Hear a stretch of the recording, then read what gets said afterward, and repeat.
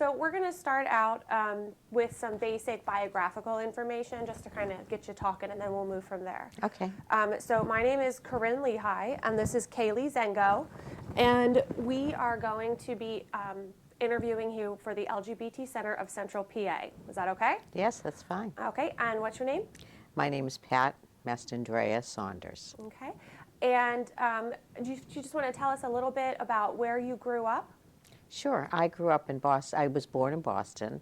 I grew up in the suburbs of Boston, and I lived there until I was 24 and then moved here to Lancaster. Okay, and your family? I have 3 brothers and 3 sisters, and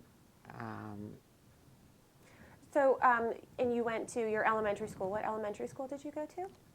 Riverdale Riverdale. in Dedham, Massachusetts. And is your family still live up there in Boston? All but one brother. Okay. And where did you go to high school? I went to high school in Canton High School for 2 years, and then I went to the Henry O. Peabody School for Girls. And what was that like? Well, it was a vocational school, and that's where I took hairdressing classes. Okay. And I graduated from there being able to be a hairdresser. And when did you graduate? 1965. Okay. And after that, you got a job In Boston. in Boston doing what? Hairdressing? Yes, I was a hairstylist. And for how long? I was in Boston for 4 years, and then I got a job in Canton, in the town I lived in. And then I got married and moved here, and was here for 10 years before I moved back to Boston. Okay. And when I read that article that you sent me, it said that you worked at a large firm. Is that correct? Yes, and when I was in New York, I was a hairstylist for almost, I guess, 20 years, and I got promoted for the company that I work for to do marketing and advertising for 300 salons. Wow. So I was living in New York at the time. And what was that like? That was my dream come true. My dream was to live in New York and live and work in New York, and I got to do that. It was wonderful. Yeah. I loved it. And do you want to explain why you're not doing that anymore? I had an accident where I had a head injury. I slipped on an ice cube in the kitchen in my office, and I woke up in a hospital. And it was almost like I had a stroke. My whole right side didn't work. I was in a wheelchair for 3 months, and I ended up being disabled from that. I was never able to work again. Now, did you stay in New York, or did you go to Boston after that? No, I could not stay in New York. I had a house in New Jersey, and I ended up losing everything. So I moved to Carlisle, Pennsylvania, and then from there to Boiling Springs. And you said that you were considered disabled at that time. So what did you do?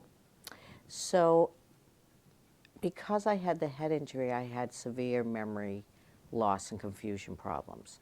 So I had collected antiques for years, so I sold antiques, and I had a little shop for a year, and I couldn't do it. I wasn't able to maintain it. So I put things in antique co-ops, and that worked out well because I had no money coming in. I needed to support myself. Okay, and do you want to talk about the charity work that you did then after that? So what happened was I realized that I didn't have money, but I had time. And my 2 best friends from Lancaster had died from AIDS. So I found out about the Lancaster AIDS Project, and that they were doing auctions, and I got involved in that. And I did that for the Lancaster AIDS Project for several years, and then I moved to the Betty Finney House volunteering for them, because one of the things that struck me was all the medicine in the world wasn't going to help people if they didn't have a roof over their head, because there'd be, I found out that they would have to leave the shelters in the morning and not be able to go back till 5 o'clock at night. So I thought housing was more important, and that's why I transitioned to them. And then at the same time, I was approached to do fundraising for the American Red Cross because they had an Oscar party every year, and their money went to HIV and AIDS education. So I did that for many years as well. And what did you do with them? I wrote letters, just letter after letter after letter. I remember I was reading through the articles that I had, and I think one year I wrote like 400 letters to celebrities to get, because before with the Lancaster AIDS Project, it was the Art Against AIDS. It was just an art auction. And then I met a brother and a sister who were volunteering with them, and they were getting business donations, and then they thought it might be a good idea to write to celebrities, and that's how I started. Did you get a good response? It was fantastic. It was amazing because it was the early 90s, and it was before all this craziness that's going on now. And all my letters were handwritten, which I think really helped. And then my local paper in Carlisle did an article about me. So what I did was copied that article, and I would send a copy of that article to every person that I wrote a letter to. So it legitimized me. And AIDS was in the forefront in the early 90s. And so I had just tremendous responses. I was just so grateful for all the things that I got. So before that, we were talking about the work that you did in sending the letters to the celebrities. Yes. And the response that you got back. What did you do? What kind of things did you get back? It's funny, I was just looking at the folder. I have a folder with a lot of the letters that I sent, or responses I got back. So Elizabeth Taylor always sent something, like a box set of her perfume, always a photograph with her things. Sometimes she sent a tote bag with T-shirts. Bette Midler, every single year I worked on an event, sent something fabulous. The first year she sent a bathing suit that was hers with her name, written across it. She sent the raincoat that she wore in the First Wives Club with the Paramount labels on it. She sent boots. It was just amazing.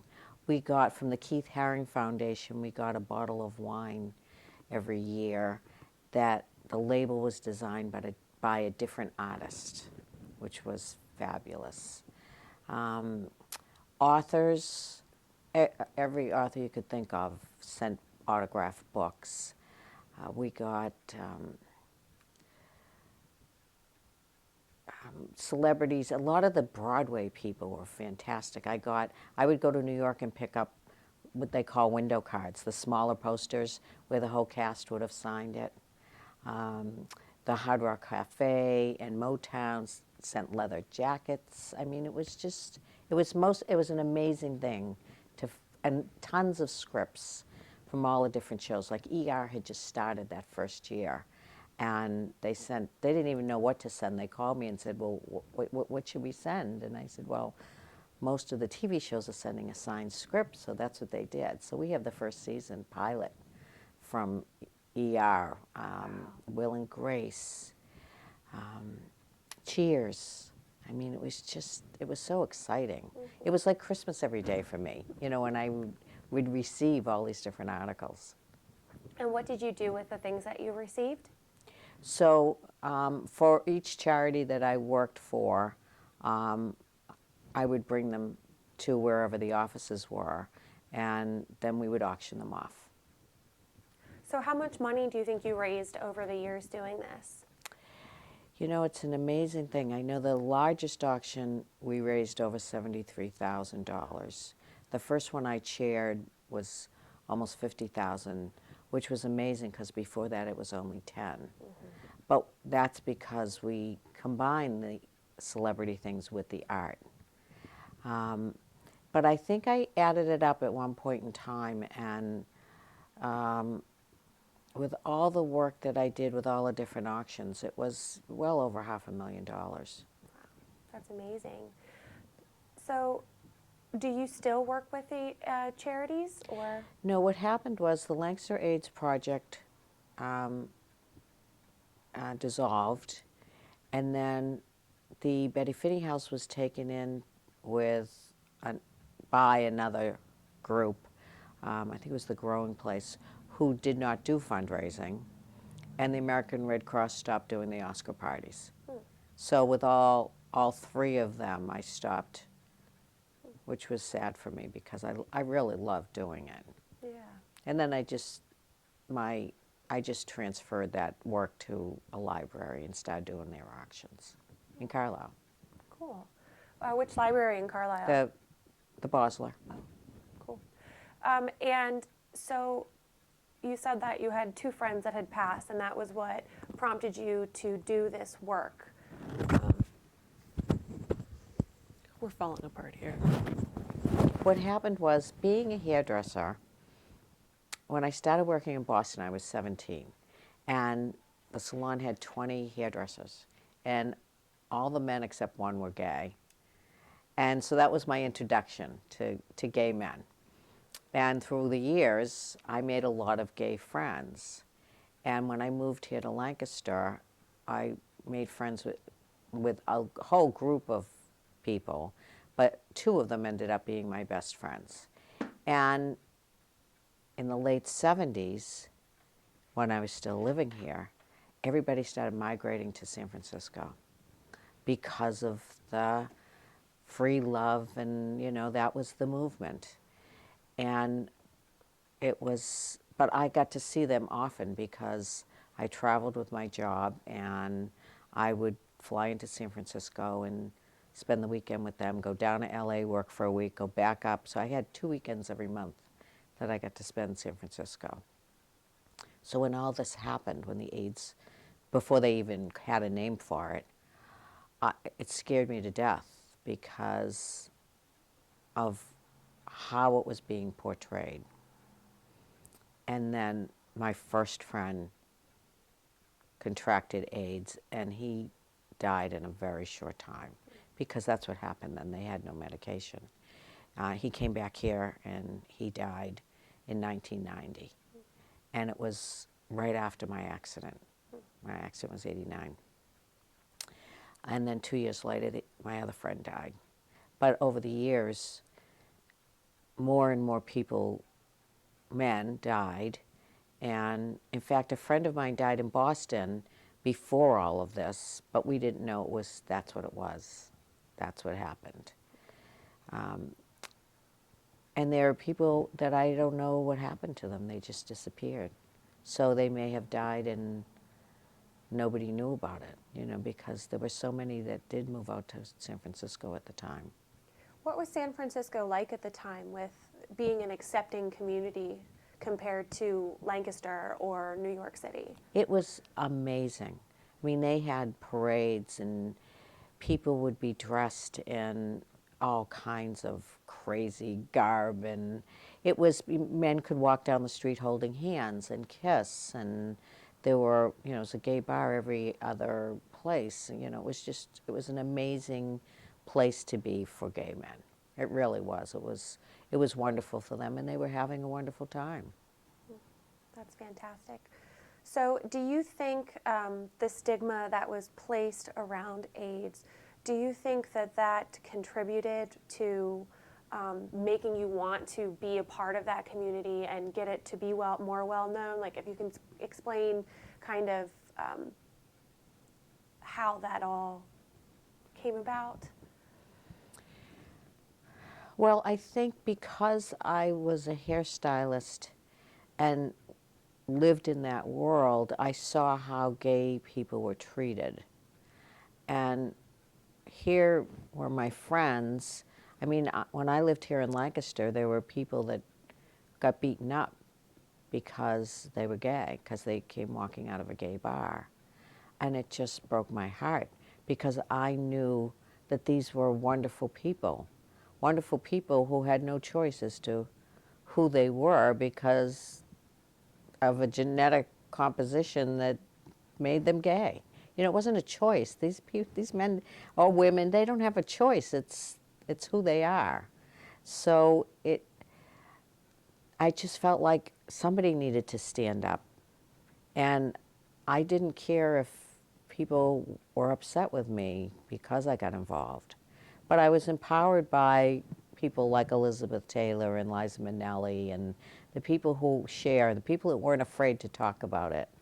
And we did the march, John, Charlie, and I did the march on Washington. We did the AIDS quilt. We did a quilt piece for our friend Michael that died. So we were very, very involved. Did you ever receive any, you said that you didn't care what other people, felt about the fact that you wanted to do this. Did you ever receive any personal attacks or anything like that for being an ally? No, I knew there were people that talked behind my back. I mean, I heard some things, but I didn't get a personal attack. I'm grateful it happened then and not now with social media, because I know it would have been a nightmare. Yeah. Is there anything else that you want to talk about that maybe we haven't gone over yet with your work with the AIDS Charities? It was the thing that I'm most proud of that I was able to do in my life. Yeah. So, and what do you do any work currently with the with AIDS Charities or anything like that? No, not now. There's not anything near me, so I haven't been involved. I left when I left Lancaster in 1980. I moved back to Boston, and then I went to New York, and then 11 years ago I got married and moved to Virginia. So my life is very different there. Yeah. So you said that you had some material that you brought from when you were, like the letters and that kind of stuff. Why don't we grab some of those and go over them? Okay. Does that sound good? Sure. Okay. Okay. So these are your letters from celebrities confirming donations. Is there anything specific you wanted to go over with these? So, yes, like this is from the estate of Keith Haring, which I was saying to you before. They sent bottles of wine. And this particular one was Andy Warhol had designed the label. And the value of it was $500. Now the bottle, I believe at the time, went for over $1,000. I mean, it was just so exciting to get such wonderful items. Judith Lieber, who designed handbags, sent us items. Peter Max, the artist, every year sent us fabulous things. Elizabeth Taylor every year, Bette Midler every year. Did you often, I know you said you wrote tons and tons of letters each year. Did you find that there were certain people who wouldn't send things back, or was it kind of just an overall response that you were getting lots of things back? The people, the people that denied it very often were sports people, like Michael Jordan. Wasn't it Michael Jordan that was diagnosed with? Yeah. So I got a letter saying that he did his own charity. But the majority of people that didn't do it just didn't bother. Yeah. I got a letter from Andrew Lloyd Webber saying he was aghast because people were selling things that with his autograph, so he couldn't possibly send anything. I was like, oh, good Lord. But at the time, again, it was a perfect time. I knew pretty much who to write to. You know, people that had spoken out, or, you know, I thought might be receptive. And I was, like I said, very lucky. There were a lot of TV shows. Whoopi Goldberg sent something every year. The shows, the television shows at the time, like Cheers, Frasier, they were all great. Will and Grace, I think I mentioned. Charles Burrows, who produced Cheers, sent the Cheers scripts. I love getting the scripts because it was, so much fun. All the presidents, that's the other thing I loved. Jimmy Carter, Gerald Ford, George Bush, they all sent photographs, which were very popular. That's fantastic. And singers, lots of singers, and authors. Authors are just amazing. That's awesome. So we have here some of your stuff from the Art Against AIDS Lancaster project. Did you want to tell us a little bit more about that? So, We have several here. yeah, you got quite a few. I thought I had started in 92, and I actually found out I started in 91. Because I found this from 1991. So the Art Against AIDS originally was, like I said, just artwork, and then I started writing letters. It was just an amazing thing because the people that went to the auctions supported the AIDS cause, 100%. So they paid, like one year I was cashiering. This was before I chaired an event. And I had people dropping checks in my lap. And I'd say, well, what is that for? And they said, well, we were going to spend $500 on a painting, but it went for more than that, so here's the money. I mean, it was just amazing to me to see this. And the people that came forward, like Ellen Moscow, who was on, I think it was WGAL, and she was on the, let me see if it, on the radio. She was on the radio, so it couldn't have been WGAL. But she chaired. She was the MC every year. She volunteered her time every year. So that was really awesome. That you had people like that were just so kind and willing to help out. And at the time, too, the Susquehanna, the group of chefs did the food for us. It was just an amazing thing to see all these people come together. And people like John, as an artist, donated paintings every year and were so kind to do that. So was the fundraiser all that Art Against AIDS did, or did they have other things in the community that they helped with? Well, the Lancaster AIDS Project had their own offices downtown, and so they did testing, and they helped with money situations, before, like sometimes with bills and things that people needed help with. But like I said, that's why I moved on from there, because of my feelings about housing. Mm-hmm. But the auctions were really interesting. And then when you worked for the Betty Finney House, you want to tell us a little bit about that and your work that you did there, and kind of what the Betty Finney House, what they did? So the Betty Finney House, the money that they raised, Betty Finney was a professor at Millersville, and it was named after her. And so they believed in trying to assist people with housing. So they paid people's rents, found them places. There was an actual Betty Finney house where there were some apartments that people could live in. So it was an amazing situation to be able to help in that way. And the fundraising is how they were able to fund helping out those people with their housing, or? That and donations and whatever grants. Lots of grants were written at the time. That's amazing. And you worked there from 96 to 2001? Yes, and that's when they stopped. Mm-hmm. And did they start in 96, or were they? No, they had been established, but I didn't know about them. Okay. So between the Art Against the AIDS and the Betty Finney House, I know you said that you felt like the most important thing was finding housing for them. Mm-hmm. Would you say then that you enjoyed your work at Betty Finney more, or? I did enjoy it more. It was less political.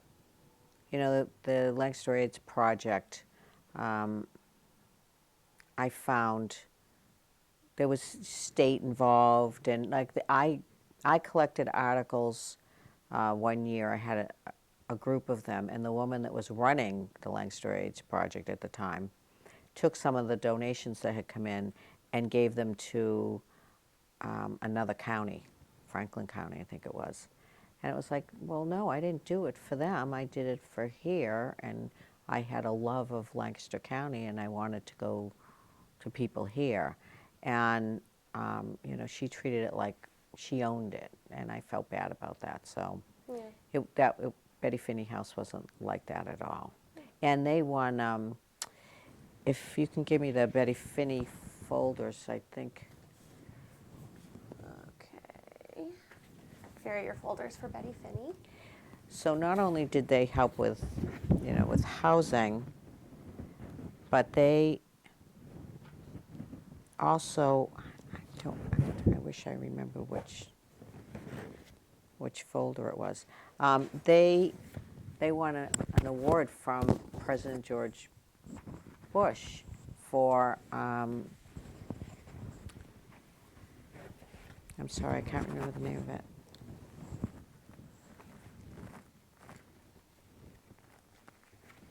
I think it was called Points of Light. But it was a national, you know, it was a national thing, which was very exciting. And then at Betty Finney House, there was a gentleman named John Bunteman who I worked with on the auctions. And he was just the most amazing person, and he ended up passing away. And he was creative, and we did really wonderful, you know, when you get to look at these, you'll see. I mean, some of the ideas. We did one with the Wizard of Oz as the theme. We did a Viva Las Vegas. I mean, it was, and he was so great at being able to talk people into donating things for us to decorate. Like we did it out at the Lancaster airport, and we draped the walls in one of the hangars. And he knew someone that owned a company that supplied decorations for stage shows like Elton John and things like that. And we got to go into their warehouse and pick out whatever we wanted. I mean, it was just amazing. I'm sorry. No, that's okay. Here, I can take care of this for you. Okay. And you're wanting to donate these to Yes, there's some of the programs from the different events and the press releases and tickets, and I tried to pull out as much as I could. Okay. We don't have any of the donation forms with us because you know you can write it off for your taxes. So I'll email that to you once we get back to Harrisburg. Okay. Um, That's the one I think you saw. yeah, this is the one that you sent me, surrounded with all the stuff here. And then this is the copy of the letter that you sent. That was the press release that went out about me, and then that was the original photo that the paper took. But when I put that other letter together, I used the photo from Lancaster AIDS Project because I thought it made more sense rather than being in my house, you know, because it was the actual items that had been donated. So let's talk a little bit about the work that you did with the American Red Cross in the late 90s. So the American Red Cross had a fundraiser on Oscar night, and their money that they raised went to HIV and AIDS education.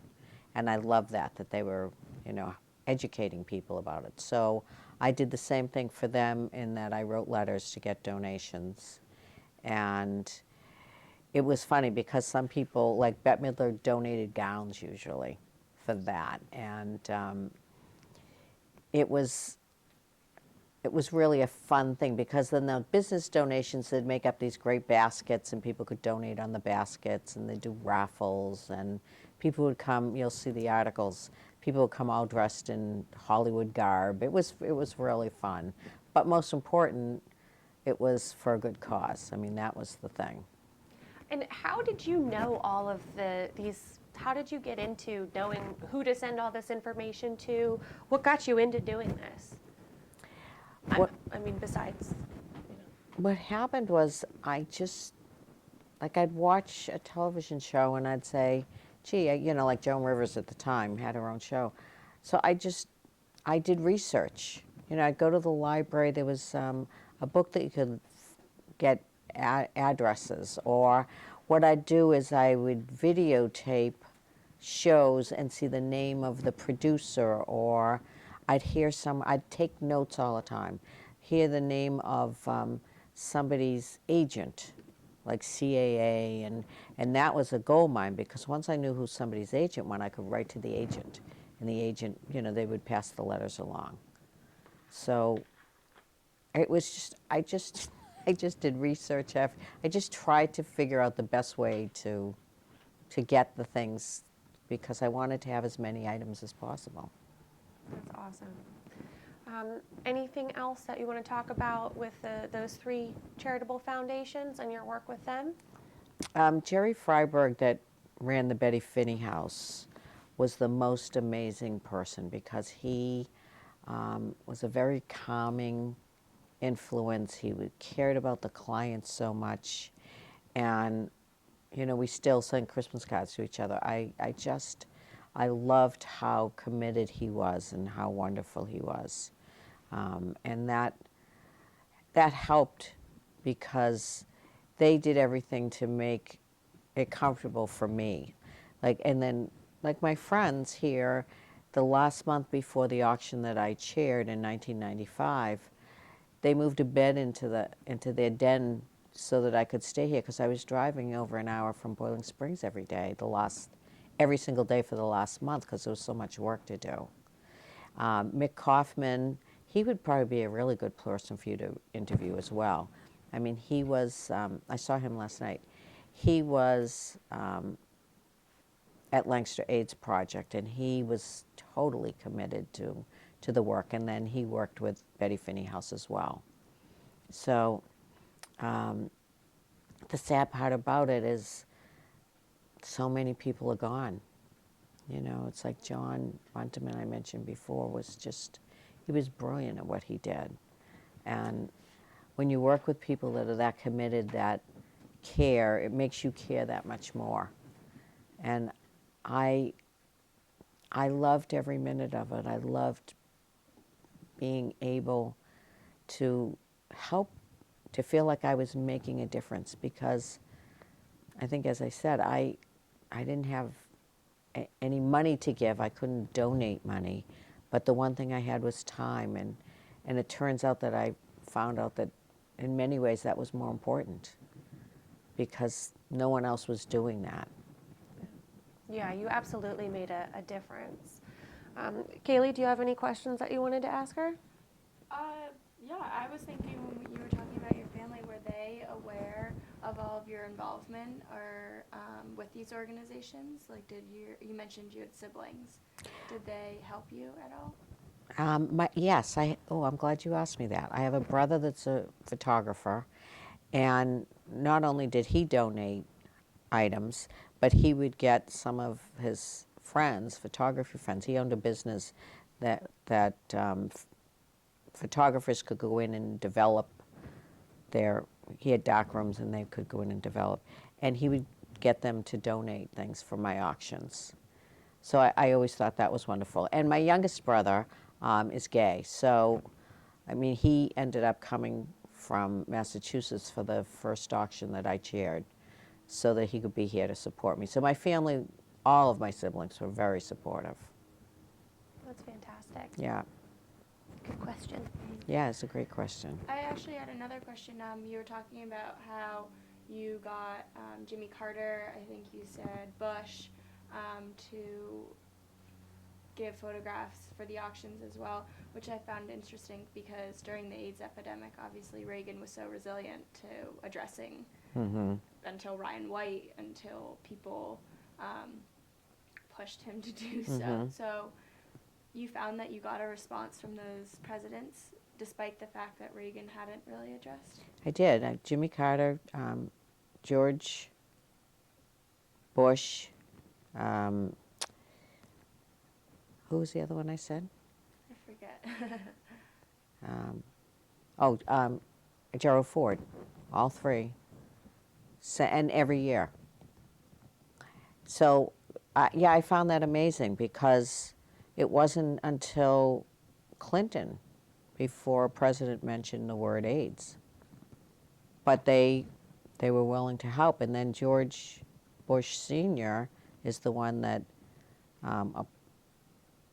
with the Betty Finney House, did the Points of Light, I think it was called, awarded them, which was a, presidential accolade. I mean, it was just wonderful. So, yeah, I found that amazing too. And people that, this is interesting too, because people who normally would not have gone to an AIDS auction went because there was a Republican You've item, yeah, that they wanted. So it was interesting. Cool. Anything else? Is there more that you wanted to tell us or go over about your life or your work with the charities or what you're doing now? I don't think so.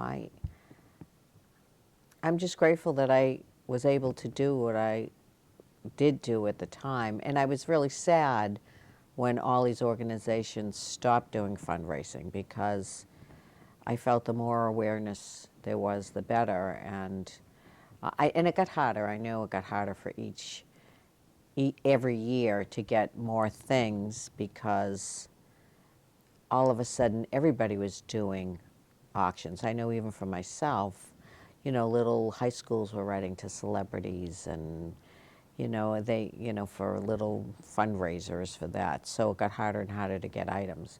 And I'm glad I'm not doing it today because I know I would get hardly anything. You know. think? Oh, I know, because what happens is, what started happening after the first 5 or 6 years I started doing it, I would get facsimile photographs. So what that means is there'd be one photograph that the celebrity signed, and then they'd just make copies. So it wasn't an actual item. Now, some people didn't mind that, but I made sure that that people knew that this was not an authentic signature. So, that was disheartening when that happened. So they'd send them to this. The minute I saw the return address on an envelope, I knew it wasn't going to be anything good because it was an agency that was sending these out. Celebrities just got, probably, some of them just got inundated with requests and just gave up trying to help. What do you think, if I can ask your opinion, you don't have to answer this if you want, what do you think about the current LGBTQ discourse that's going on now with legalization and our current president saying he's going to be getting rid of it and that kind of stuff? How do you feel that it is presently compared to in the early 90s? The difference is they didn't talk about it then. Now, it's disgraceful what's going on. When you see a vice president who thinks that conversion therapy is going to change people. I mean, I can say from personal experience, my youngest brother, who's 16 years younger than me, I knew when he was 2 years old he was gay. There was no question in my mind. I had been around enough gay people from being a hairstylist. And he was very flamboyant and very out there. And, to this day, he's even more flamboyant and more out there. But to say that people choose this, or you can, pray it away, or whatever they want to use for an excuse, is disgraceful.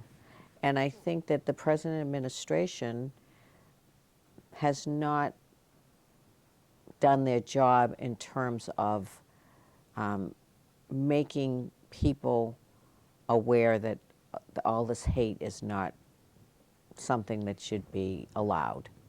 And in fact, I believe that he likes inflaming it, with his tweets and all the things that he does. It just breaks my heart because I think we're going backwards. I really fear for the gay community because of the hatred, and especially with the the transgender problems with the bathrooms and all of that. It's like, what is wrong with these people?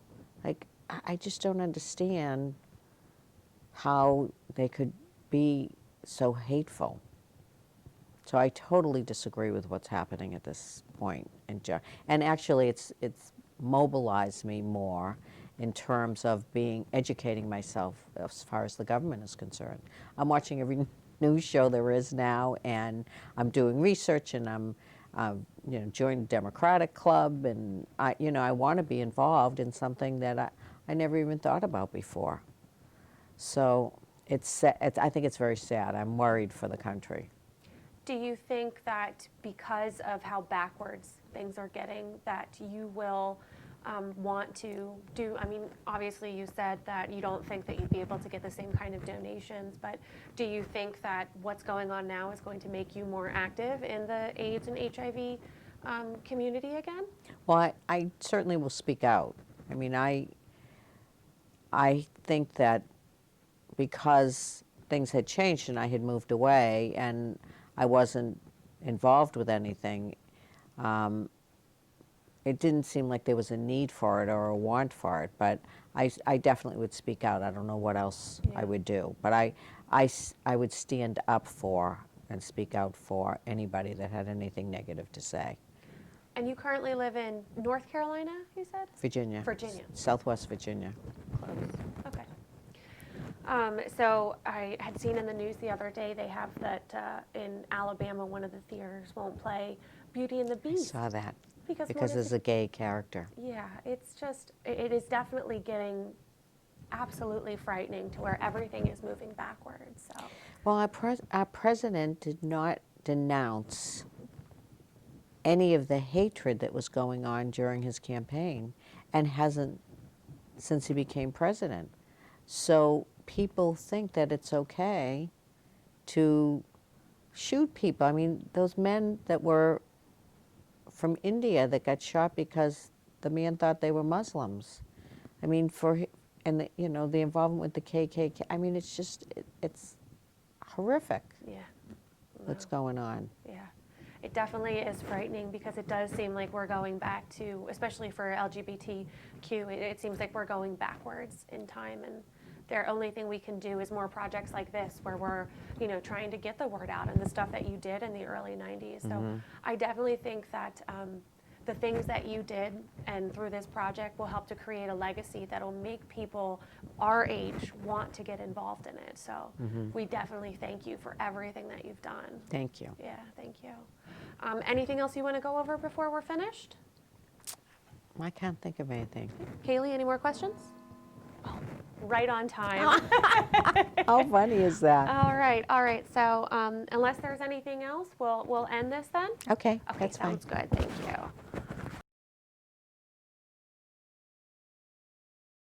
This is just fantastic. You really have left an amazing legacy for our generation to live up to. When my friend John died, he bought every item that Bette Midler ever donated, every single one. And when he was dying, I went over to visit him, and he said, "All right, you have to pick out what you want to get when I die." And I said, "I'm not doing that. What are you, crazy? I'm not going to do that." And he said, "All right, well, you got to have the raincoat, and I'll give you the gown. You take the gown." I mean, there was quite a few things, of course. And there was a poster that Bette had sent of her laying in a bed of roses, and that was the show that she did in Vegas, I think. And he gave me that poster, which I have hanging. But the great thing is, so then after, I forgot to tell you this, so after I got the items, then I would handwrite a thank you note. And it was the most amazing thing how many celebrities then sent me a note with a photograph, saying thank you for the work that you do. And so I have a huge collection of autographed photos from that time because of that, and then it was so exciting for me when someone would do that. It Yeah. just, you know, it just made me feel so happy. Well, it just solidifies that what you were doing was, you know, so needed to be done. And yeah, anyone who will stand up for people who are being, you know, put down is amazing. We need more people like you. Yeah. This is just so neat, all of this stuff.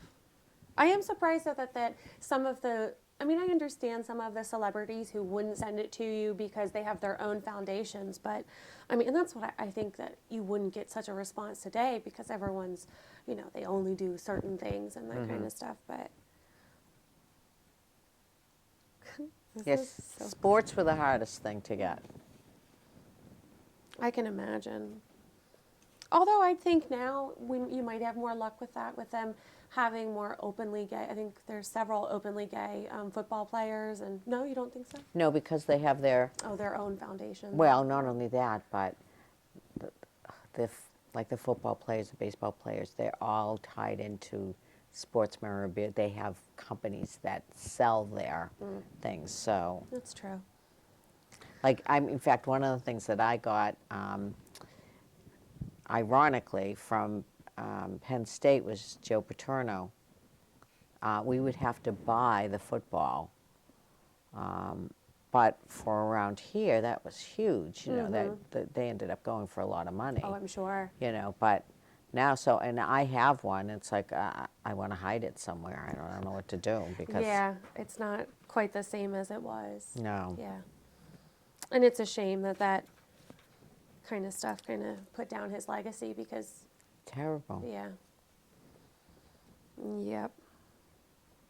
This is just amazing. Well, the problem in those days too, especially during that time, was that people might have felt personally that they were against some of the things that they knew were happening, but they weren't going to speak out for political reasons, you know. And for him, like knowing Joe Paterno, knowing what was going on, but you know, what would that do to the legacy of Penn State? You know, was Well, look at what it has done. yeah. I mean, you can't keep that stuff hidden. It's going to come out. No, and now his son just got arrested. Yeah. I mean, it was so sad. Yeah. Yeah, it's a kind of a subject we try not to talk about in class because I've brought it up before because I'm an American Studies graduate student, and I've brought it up before, and it's kind of like taboo, and we're like, oh, well, we don't want to talk about that. You have to, because it's a fact that we have to live with. We have to face these things, you know? It happened. Yep. Yeah. By not talking about it is acting like it didn't happen. Right. Yeah. No, absolutely. Well, thank you so much for taking the time to show us this today. This is amazing. Jimmy Carter,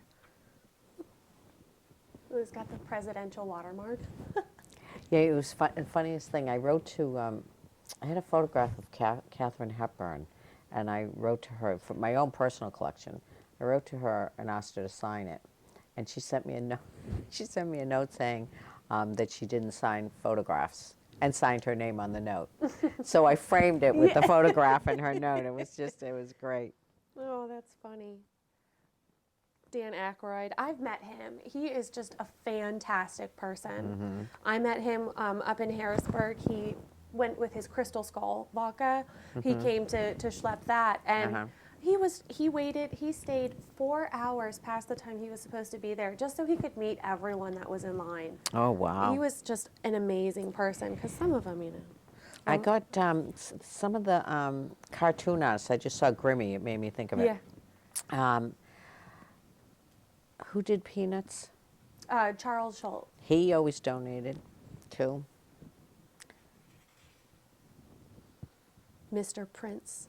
Oh, my God, he was fabulous. He sent something every year. The Broadway community was just astounding. Ooh, an autographed Titanic playbill. The range of things that you got is just absolutely amazing. Well, I would get, there were companies I found out about, I don't remember how, that did posters for the movie theaters. So they would send me the posters, then I would send the posters to people to get autographed. And oh, what's her name that was Rose in the movie Kate Titanic? Winslet. No, the older woman. Yeah, I mean she was the older one, Gloria Stewart. So she signed.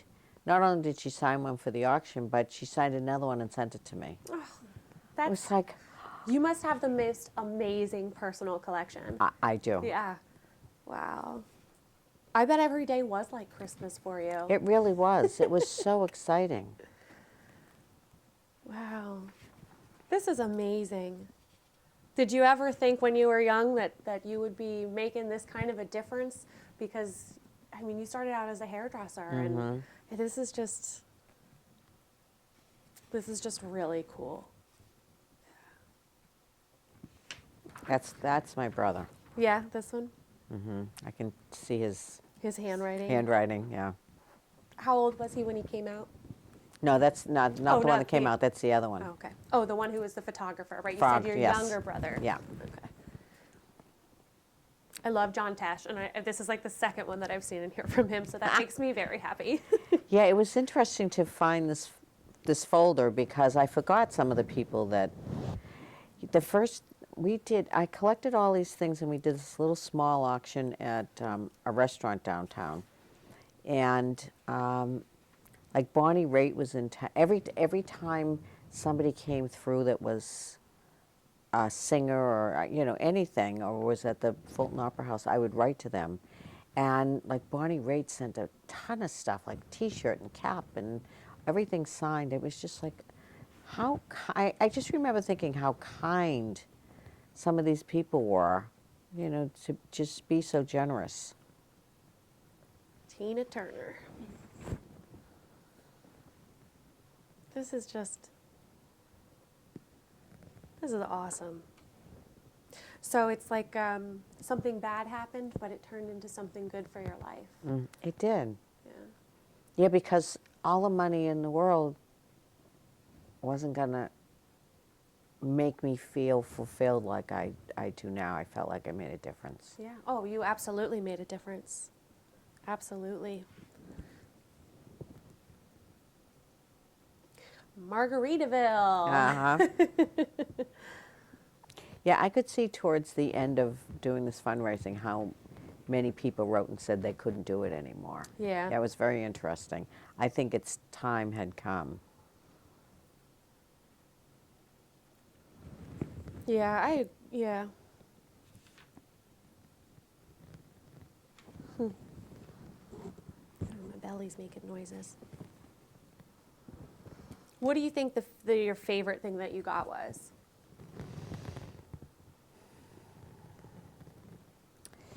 I would say the raincoat from Bette Midler that I now own, that my friend gave me. I mean, that was just an astounding thing to get.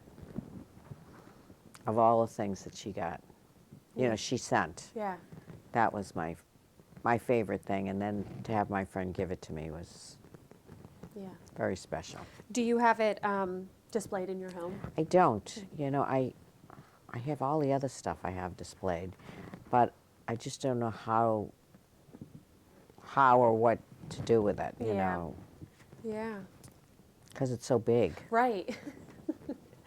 Yeah, you'll need I to have stick tons of Bette Midler things, photos, and and when I'd send a thank you note, she'd send back a drawing. Oh, I've got some drawings that she did, and that's amazing. yeah, and there's got to be other folders. I mean, this is just, I saw a lot Right. of this was 1996, Yeah. so I know I saved all of the letters. Oh. 2 appetizers, 2 entrees, and non-alcoholic beverages. They sent you a meal. Oh yeah, Planet Hollywood was great. And then I wrote to them, I found out who the CEO was, and Planet Hollywood, he sent a leather jacket every year. Wow. With the big Planet Hollywood on the back. And those always went for like $500 or more. I mean, it was I'm sure. fantastic. Wow. Well, thank you so much for sharing your story was with us. This is Happy to do it. This is absolutely fantastic, and will make all of this will make a great addition, including your interview to the collection, because while we do have a lot of LGBT, we want to get as many allies as we can as well, because without people, like you, we wouldn't be able to get that as far as we have come. So